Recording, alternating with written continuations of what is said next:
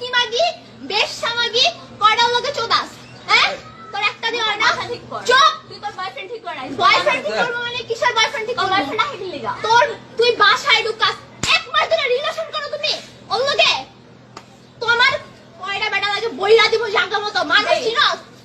তোর বয়ফ্রেন্ড ঠিক করে রাখ তো এই তোর বয়ফ্রেন্ড কিছু করব কি হলো বয়ফ্রেন্ড ঠিক করে খাই বয়ফ্রেন্ড তোমার ঠিকই ছিল তুই কি লিখে হাত গান এই মাগি যে বলে দাও সেই বলে